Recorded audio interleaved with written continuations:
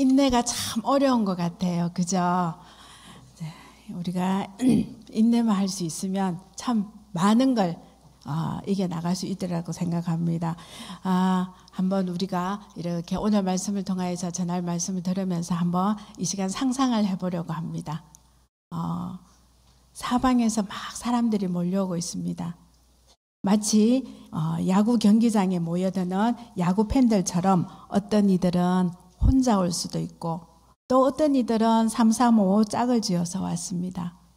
또 남편들은 아내를 데리고 어머니들은 자식을 데리고 또 젊은이들은 연인들과 함께 옵니다. 그려지십니까?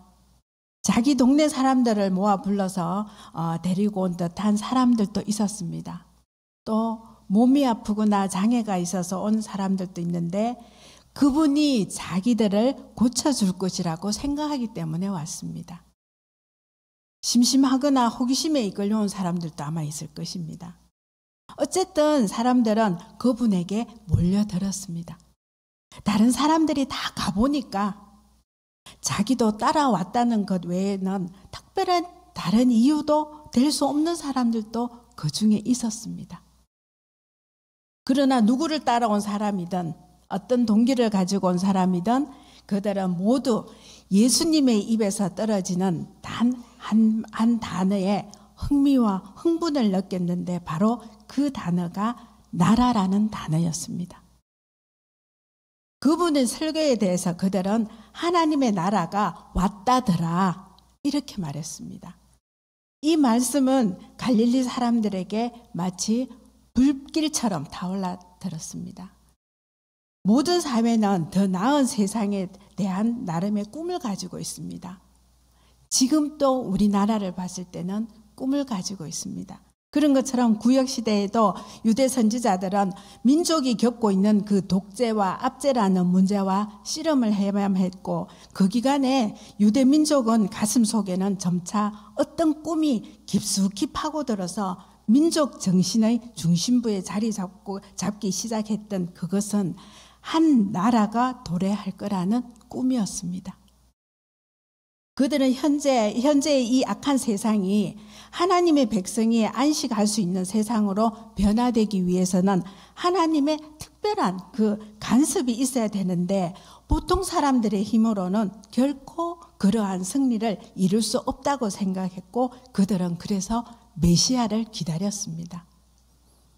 그런데 예수라는 그 나사렛 출신의 한 젊은 목수가 나타났는데 갈릴리의 도시와 마을을 돌아다니면서 마침내 이러한 하나님의 나라가 도래했노라고 선언하기 시작했습니다. 실제로 귀신도 쫓았습니다. 병도 낫게 했습니다. 심지어 그분을 두고 엘리야나 예레미야가 다시 살아났다는 그 소문이 생길 정도로 예수님을 메시아로 떠받들기는 그런 분위기였습니다. 그런데 그분은 그들에게 또 이야기를 들려주고 있습니다. 감동적인 그 일장 연설과 초자연적인 능력을 기대하면서 이 도시 저 도시에서 구름대같이 그 몰려 들어와서는 자신이 하는 모든 말 한마디 한마디에 귀 기울이며 자기를 바라보고 있는 그 무리들 앞에서 그분이 앉아서 이야기를 들려주고 계시는 것입니다. 자, 그것도 바라보고 있는 그 무리들 앞에서 그분이 이야기를 들려주고 있는데 그분이 말로는 비유라는 아주 복잡하고 무슨 뜻인지 잘 알 수 없는 수수께끼 같은 이야기를 그분이 지금 들려주고 있다는 겁니다. 그때 가장 친한 친구들조차도 그런 분의 행동을 매우 당황해했습니다. 예수님, 도대체 지금 뭐 하고 계십니까? 그들은 무엇을 그렇게 물었을 것입니다. 그리고 대체 이렇게 비유로 말씀하시는 이유가 도대체 뭡니까? 이렇게 물었을 때 그때 그분은 그 이유를 설명해 주십니다. 오늘 본문 말씀 누가복음 8장 11절을 우리 다 같이 한번 한 목소리로 읽어보겠습니다. 이르시되 하나님 나라의 비밀을 아는 것이 너희에게는 허락되었으나 다른 사람에게는 비유로 하나니 이는 그들로 보아도 보지 못하고 들어도 깨닫지 못하게 하려 함이라. 아멘. 예수님은 보아도 보지 못하고 들어도 깨닫지 못하게 하려 함이라고 이렇게 말씀하십니다. 자신이 비유로 말하는 이유는 사람들이 더 이해하기 쉽도록 하기 위한 것이 아니라 도리어 더 어렵도록 하기 위한 것이라고 말씀하고 있습니다. 이 말을 어떻게 이해하든 분명한 것은 오늘 봤을 때 예수님은 사람들이 갈릴리 전 지역에서 자기를 보기 위해서 몰려왔다는 사실에 그다지 감동하지 않았다는 겁니다. 예수님은 그들을 자신과 동일한 뜻을 가지고 있다고는 같은 생각을 가지고 있다는 것을 믿지 않았다는 것입니다. 예수님의 이 말씀은 옛날 이사야가 회복할 가망이 전혀 없을 정도로 마음이 굳혀버린 이스라엘 백성들에게 말씀을 전파하라는 명령을 받았을 때 느꼈던 그 심령과 같았습니다. 이사야가 보기에 그 시대의 이스라엘은 이방 우상들에게 푹 빠져 있었고 또 하나님이 그들을 영적인 장님과 또 기머거리가 되도록 내버려 두시기로 심판하셨다는 그조차 보지도 듣지도 못하는 지경이었습니다. 사람들을 들어도 깨닫지 못한다고 하신 이 말씀은 이사야 6장 9절에 나오는 하나님 말씀을 인용한 것입니다. 예수님은 이 비유를 일종의 여과장치를 사용하고 계신다는 것입니다. 예수님은 온갖 잘못된 동기들로 자신을 보러 온 많은 사람들 중에도 진정으로 진리에 열려있는 사람들이 있다고 믿었습니다. 수많은 영적 기머리들 중에도 비록 극소수이긴 하지만 진정으로 들을 귀를 가진 사람들이 있다는 것을 아셨습니다. 예수님의 비유의 말씀은 진정한 제자들을 가려내는 여각이었습니다. 초자연적인 모습을 기대하던 사람들은 실망하고 떠났지만 뭔가 강한 힘으로 그분에게 마음이 끌려서 계속 남아있기도 한 사람들 마음속에는 하나님의 성령이 역사하고 계셨습니다. 이런 사람들에게 예수님은 말씀하셨습니다. 10절에 보면 하나님의 나라의 비밀을 아는 것이 너희에게는 허락되었으나 이 비유에 대한 예수님의 해석은 사람을 걸러내는 역할을 한다는 것을 정확하게 말씀해 주셨습니다.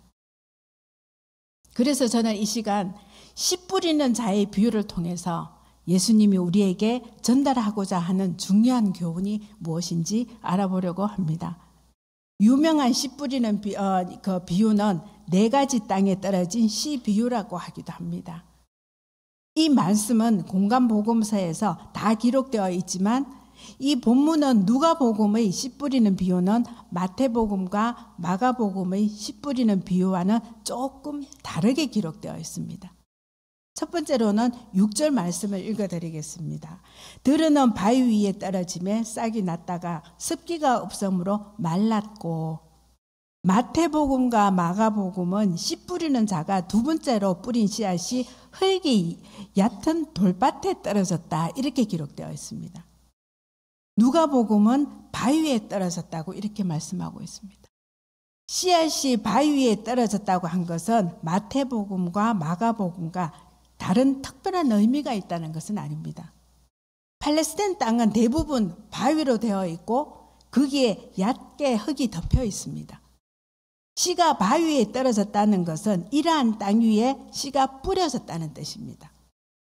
이런 곳에 씨앗이 뿌려졌다면 싹은 빨리 나지만 흙이 얕아 뿌리가 더 이상 깊이 내리지 못한다는 점에서 누가복음에서 말하는 바위 위에 떨어진 씨앗은 마태복음과 마가복음에서 말하는 돌밭에 떨어진 씨앗과는 다를 바가 없다는 것입니다.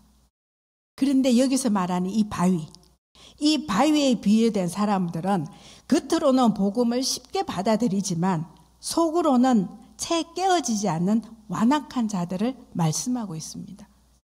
골로새서 4장 14절에 나오는 바울의 제자 중 사람인 데마나 또 모든 소유를 팔아서 가난한 자에게 나누어 주고 나를 쫓으라고는 예수님의 말씀에 대해서 근심하면서 돌아간 부자 청년이 여기에 해당되는 인물입니다. 두 번째로는 8절 말씀입니다. 들으는 좋은 땅에 떨어짐에 나서 100배의 결실을 하였으나 이 말씀을 하시고 외치시되 들을 귀 있는 자는 들을지어다. 자, 좋은 땅에 떨어진 씨는 100배의 결실을 맺는다고 말씀하셨습니다.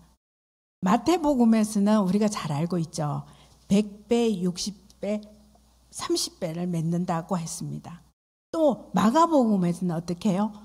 거꾸로 30배, 60배, 100배의 결실을 맺는다고 이렇게 얘기하고 있습니다. 오늘 본문인 누가복음에서는 100배의 결실을 맺는다고 한 것은 단지 많은 열매를 맺는다는 것만 사실을 강조하고 있습니다.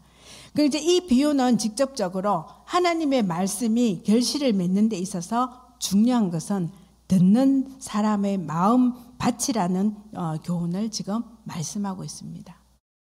자, 즉 말씀의 내용은 하나님의 나라의 씨앗의 질에 대해서 아무런 언급은 없고 모든 것은 밭의 문제였다 이렇게 말씀하고 있습니다. 문제가 되는 것은 밭의 유형, 곧 심령의 상태, 하나님의 말씀의 열매를 맺지 못하는 것은 전하는 자의 문제가 아니라 듣는 자의 문제라는 것입니다. 누가복음 8장 11절에 보면은 이 비유는 이러하니라. 씨는 하나님의 말씀이요. 그 씨가 하나님의 말씀이며 마가복음 4장에서 말씀하시는 것처럼 뿌리는 자는 말씀을 뿌리는 것이라고 말씀하셨습니다. 공간복음 모두에 기록된 이 비유는 씨의 문제에 대해서는 말하지 않고 단지 그 씨를 받아들이는 밭의 상태에 의해서 씨앗의 결과가 달라지는 것을 예수님께서는 오늘 본문에 있는 4가지 종류의 밭의 비유를 들면서 말씀하셨습니다. 먼저는 길가에 있는 것입니다. 씨앗 자체를 빼앗기는 땅입니다. 본문의 길가는 공유지를 구분하는 좁고 긴 땅을 말씀하고 있습니다. 농부가 씨를 도로 위에는 뿌렸을 리가 없습니다. 그죠? 밭에 씨를 뿌렸는데 이때 어떤 씨는 다른 사람 밭과 자기 밭 사이에 난 길가에 뿌려줄 수 있다는 것입니다. 이런 땅은 농부들이 수없이 지나다니면서 어떻게 되었을까요? 딱딱해졌기 때문에 씨가 떨어져도 바위처럼 딱딱해 뿌리조차 내릴 수 없고 사람들 눈에 잘 띈다는 겁니다. 그래서 5절을 말씀해 보면은 이 땅 위에 떨어진 씨는 새들이 쉽게 발견하고는 와서 쪼아 먹는다고 말씀하셨습니다. 이런 땅은 어떤 땅일까요? 딱딱한 마음, 다친 마음, 굳은 마음을 비유한 것입니다. 이런 땅 위에 떨어진 씨앗, 그 말씀은 통째로 빼앗기는 것은 말씀은 듣지만 처음부터 안 받아들이기로 작정하고 닫고 있기 때문에 이런 마음에 떨어진 씨앗은 마귀가 역사해 말씀을 빼앗아 간다는 겁니다. 그렇다면 무엇 때문에 마음이 이렇게 굳어졌을까요? 딱딱해졌을까요? 다쳤을까요? 먼저 죄 때문입니다. 죄를 지으면 처음에는 자백하고 불안해하지만 반복해서 되는 죄를 지으면 점점 굳은 살이 박히듯이 감각이 묻어집니다.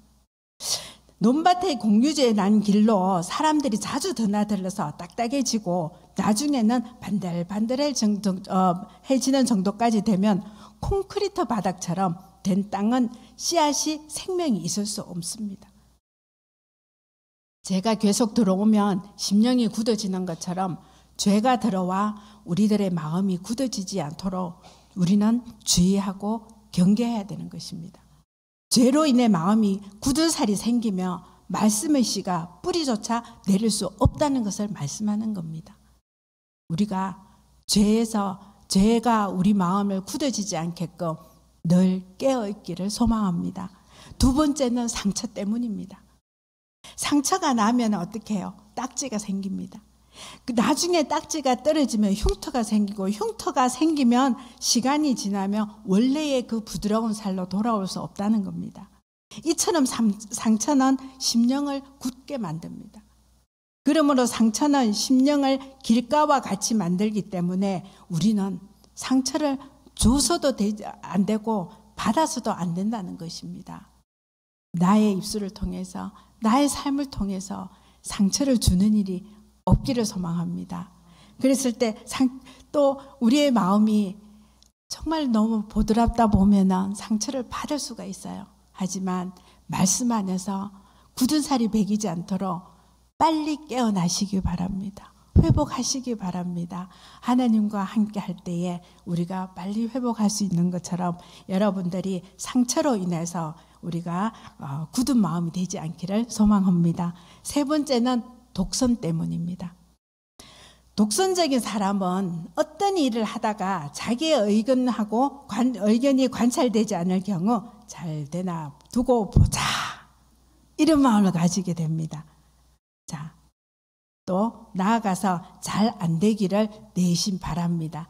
내가 같이 안 하는데 잘 되면 안 되지, 이런 마음을 가지게 된다는 겁니다. 그런 독선적인 마음도 길가의 마음의 땅과는 같다는 겁니다. 이런 마음은 자신의 생각과 반대되는 생각을 처음부터 받아들이지 않는다는 겁니다. 저 사람은 나와 생각이 달라 하고 마음을 닫고 있다는 겁니다. 독선은 굳은 땅과 같은 것입니다. 길가와 같습니다. 그런 것처럼 독선적 심령은 처음부터 씨앗을 빼앗기게 되어 있는 것입니다. 그런 것처럼 우리들 마음이 이렇게 딱딱해지고 굳어지는 마음이 되지 않기를 소망합니다. 두 번째로는 바위 위에 있다는 것입니다. 뿌리를 내리지 못하는 땅입니다. 바위 위는 흙이 얕게 덮여 있으므로 떨어진 씨앗이 잠시 뿌리를 내리지만 오래 가지 않는다는 것이 특징입니다. 그리스도인은 되기로 마음 먹는 것은 쉽지만 온전한 그리스도인 되기는 쉽지 않다는 것입니다. 우리가 그리스도에 의해서 깊이 감동을 받기는 쉽습니다. 그래서 변화합니다. 그러나 뿌리를 깊이 내리지 못하면 문제가 닥치고 바람이 불게 되면 뜨거운 햇빛이 내리쬐을 때 그 뿌리가 타버린다는 겁니다. 예수님은 마태복음 10장에서 제자가 된 것은 희생해야 된다고 말씀하신 것은, 나의 제자가 된다는 것은 무엇을 뜻하는 것인지를 깊이 생각해야 된다고 말씀하셨습니다. 바위 위에 뿌려진 씨앗 같은 제자가 되면 안 된다는 것을 지금 말씀하고 있습니다. 중세 때 수도 제자를 최초로 창설한 베네딕트가 세운 베네딕트 수도원이라는 곳이 있습니다. 많이 들어보셨을 거예요. 이 수도원은 베네딕트 수도단의 일원이 되기 원하면 누구든지 들어갈 수 있습니다. 들어가는 문은 굉장히 넓습니다. 그러나 일단 들어온 자는 엄격하게 훈련을 받게 되어 있습니다. 이때 1년 동안은 그 수도원에서 처음 들어올 때 입고 왔던 옷을 그 방에 그대로 두게 합니다. 언제든지 떠날 수 있다는 뜻입니다.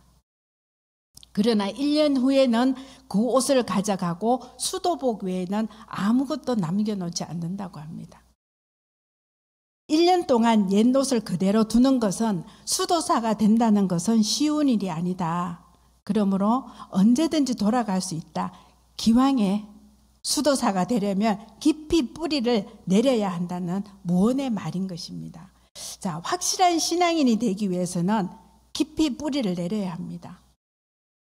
이 바위 위에 떨어진 씨앗이 6절에 보면 싹이 났다가 습기가 없으므로 말랐고 이렇게 되어 있습니다. 씨앗이 자라는 데는 적당한 태양의 빛과 습기 그리고 온도가 필요합니다. 그런데 습기는 씨앗이 뿌리를 내리는데 없어서는 안 되는 아주 중요한데 바위 위에는 이런 습기가 없다는 것입니다. 마태복음에는 뿌리가 없다고 합니다.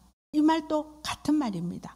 습기가 없으므로 뿌리지를 못하고 뿌리를 내리지 못하니까 습기를 빨아들일 수 없다는 것입니다.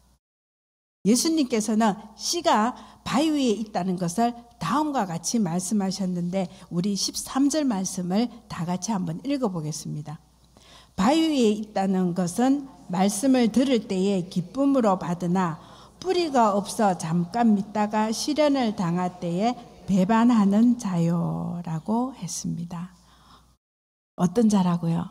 배반하는 자라고 말씀하셨습니다. 바위 위의 심령은 씨를 기쁨으로 받으나 잠깐 믿다가 시련이 당칠 때 배반해버린다는 겁니다. 뿌리가 없으면 그렇게 됩니다. 그러므로 바위 위에 흙이 얕게 덮인 밭과 같은 심령이 되어서는 안 된다고 오늘 말씀하고 있는 것입니다. 우리의 밭에 어떤 모습인지 한번 돌아보시기 바랍니다. 바위 위에 얇게 덮인 땅과 같은 믿음으로 이내 배반해버리는 그런 여러분들이 되지 않기를 소망합니다. 세 번째, 가시떨기 위에 떨어졌다는 것입니다. 이것은 줄기가 자라지 못하는 땅입니다. 자, 가시떨기 속에 떨어진 씨앗은 제법 뿌리도 내리고 줄기도 있지만 어느 때가 되면 가시의 그 기운에 막혀 더 이상 성장할 수 없습니다.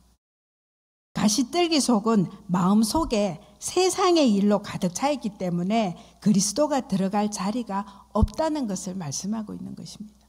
즉 너무 바빠서 살기에 급급해서 복음을 받았다가도 세상 일에 결국 마음을 빼앗기는 자입니다. 여러분 분주하십니까? 바쁩니까? 자, 그들은 세상의 염려와 그 유혹 때문에 영적인 것에 대한 관심을 빼앗겨버리고 하나님의 나라가 자라다가 막히는 것처럼 예수님께서는 그런 마음을 가진 자를 가시들기 소개라고 이렇게 비유하고 있는 것입니다. 인생에서 가장 중요한 것이 무엇이라고 생각하십니까? 인생에서 가장 중요한 것은 영적인 것입니다. 이것을 소홀히 하고 세상 염려 때문에 향락 때문에 말씀의 기운이 막혀서는 안 된다고 말씀하시는 겁니다. 14절을 제가 읽어드리겠습니다. 가시에 떨어졌다는 것은 말씀을 들은 자이나 지내는 중 이 생의 염려와 재물과 향락의 기운이 막혀 온전히 결실하지 못하는 자요 라고 말씀했습니다. 말씀은 가시가 함께 자라서 기운을 막았고 라고 이렇게 말씀합니다. 가시밭, 그 곧 줄기는 자라지 못하는 땅의 소유자의 세 가지 요소가 있습니다. 내 마음에 줄기가 자라지 못하는 그 세 가지, 지금 이 시간 말씀드리겠습니다. 무엇일까요? 첫째는 이 생의 염려입니다. 쓸데없는 세상의 염려는 신령한 것에 대한 관심을 빼앗겨 말씀의 열매를 잊지 못하게 합니다. 우리가 염려가 참 많아요. 그죠? 그렇지만 우리가 염려해서 우리의 심령 그 열매를 빼앗기지 않기를 바랍니다. 두 번째로는 재물입니다. 지금 나는 나를 위해서 재물을 준비하고 또 영적인 문제는 내가 아직 조금 나이가 더 들면 그때 한번 생각해보지 이렇게 생각할 때가 있습니다. 어떻게 해요? 순위가 바뀐 겁니다. 말씀의 씨앗은 자라다가 그런 생각에 양분을 다 빼앗긴다는 겁니다. 내가 생각만 했는데 그 생각을 통하여서 알고 사탄이 먼저 빼앗아 간다는 겁니다. 그런 것처럼 재물을 모으는 일, 세상 명예의 최고로 즐거운 일을 얻고자 영적인 일을 차선이라고 생각하는 그는 가시밭 심령을 가진 자와 같다고 얘기했습니다. 우리의 우선순위는 무엇에 두고 계십니까? 가시밭 같은 심령이 되지 않기를 소망합니다. 세 번째로 향락입니다. 즐기는 일, 재미있는 일, 우리가 살아가는데 이것도 필요한 것입니다. 운동, 취미생활, 향락의 마음을 뺏긴 자는 역시 말씀의 씨앗이 결실할 수 없다고 얘기했습니다. 그렇다고 우리가 맨날 성경만 들고 있을까요? 우리가 맨날 기도만 해야 될까요? 여기서 말하는 것은 그런 말씀이 아니라 우리의 심령이 그것을 향하는 것을 말씀하고 있는 것입니다. 그런 것처럼 그 향락 때문에 씨앗의 양분이 다 빼앗기는 가시떨기 속의 심령이 되어서는 안 된다는 것을 말씀드리고 있습니다. 우리가 참 이게 그래 즐길 수도 있어요. 또 취미생활도 할 수 있어요. 그런데 성경을 보면 그 취미 생활이 아롱다 이렇게 눈에 보이고 또 누우면은 천장에 그 취미 생활이 보이고 이거는 아니라는 겁니다. 우리의 심령이 차선이 바뀌었다는 거예요. 그런 것처럼 차선이 순위가 바뀌지 않기를 소망합니다. 우리의 삶이 하나님을 향할 수 있기를 바랍니다. 네 번째로는 좋은 땅입니다. 열매를 100배로 맺는 땅입니다. 좋은 땅에 떨어지는 씨는 100배의 결실을 맺는다고 말씀하셨습니다. 100배의 결실은 최고의 수확량을 말하고 있습니다. 마태복음에서는 100배, 60배, 30배라는 말로 옥토에 떨어진 씨앗들이라고 그 열매를 맺는 것이 각각 차이가 있음을 지금 말씀드리고 있는 것입니다. 그러나 누가복음 8장에서는 어떻게 말씀했습니다. 100배의 결실을 하였느니라 이렇게 했습니다. 이 말은 많은 열매를 맺는다는 사실만 강조하고 있는 것입니다. 그렇다면 좋은 땅은 어떤 땅일까요? 지금까지 제가 굳은 땅, 또 가시떨기 속의 땅 이런 얘기를 말씀드렸는데 좋은 땅은 어떤 땅일까요? 좋은 땅은 부드럽고 겸손하고 하나님 말씀을 잘 받아들이는 땅입니다. 자, 잘 받아들인다는 하나님의 말씀에 대해서 확고한 믿음이 있어서 세상 유혹이나 욕심에도 이끌리지 않는다는 것입니다. 여러분들 마음은 어떤 마음입니까? 좋은 땅에 있다는 것은 15절 말씀을 제가 읽어드리겠습니다. 착하고 좋은 마음으로 말씀을 듣고 지켜 인내로 결실하는 자니라. 아멘. 이렇게 말씀하셨습니다. 좋은 땅, 첫 번째로 착하고 좋은 마음을 가진 자입니다. 착하고 좋은 마음, 하나님 말씀에 선입관을 가지지 않고 있는 대로 다 받아들이는 마음입니다. 사도행전 17장 10절에서 12절 말씀에 보면 베레아 사람들이 가졌던 마음입니다. 그렇죠. 그처럼 우리는 착하고 좋은 마음을 가지며 하나님 말씀을 잘 수용함으로 항상 열린 마음으로 200배의 결실을 맺어야 한다는 것입니다. 그것이 착하고 좋은 마음으로 좋은 땅이라는 것을 말씀하는 것입니다. 두 번째는 말씀을 잘 듣는 자입니다. 믿음은 들음에서 난다고 했습니다. 너무 잘 아는 이야기예요. 이상적인 경청자가 되어야 한다는 것을 지금 말씀하고 있습니다. 나쁜 경청자는 한 귀로 듣고 한 귀로 흘려버리거나 아예 귀를 막고 혹은 곡해합니다. 아이, 저 말씀은 이거 때문에 하는 얘기야. 미리 이렇게 듣는다는 겁니다. 자, 말씀을 잘 듣고 깊이 듣고 양분 삼는 자가 100배의 결실을 맺는다고 말씀합니다. 여러분들은 몇 배의 열매를 맺을 수 있겠습니까? 자, 세 번째는 말씀을 지키는 자입니다. 옥토 같은 심령의 소유자는 말씀을 듣고 지키는 자입니다. 지킨다는 거, 순종한다는 겁니다. 좋은 땅은 뿌려진 씨앗이 그 땅에 뿌리를 내리도록 붙잡고 지켜서 견고하게 뿌리를 내려 말씀이 삶의 원천이 되러 가는 것입니다. 말씀대로 지키고 순종하는 것입니다. 그것이 바로 세 번째입니다. 네 번째 좋은 땅은요, 말씀처럼 인내로 결실하는 자입니다. 자, 옥토는 비바람의 더위를 견뎌내고 결국 인내함으로 열매를 맺는 것입니다. 그런 것처럼 열매로 그 나무를 안다고 했습니다. 열매는 금방 맺는 것이 아니라 긴 시간 동안 정말 비바람이 지나는 그 긴 세월 끝에 맺히고, 옥토는 어떻게 해요? 씨앗의 열매를 맺게 하는 것입니다.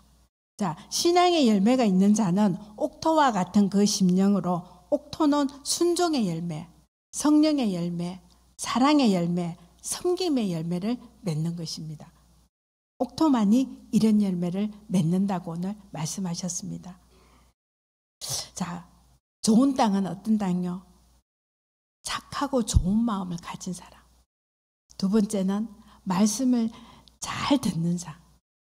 세 번째는 말씀을 지키는 자. 네 번째는 인내로 결실을 맺는 자가 좋은 땅이라고 말씀하셨습니다. 자, 맑은 시냇물이 지금 흐릅니다. 그 시냇물을 홀스타인 젖소가 먹고 있습니다. 건너편 쪽에서도 역시 그 물로 살모사가 목을 축이고 있습니다.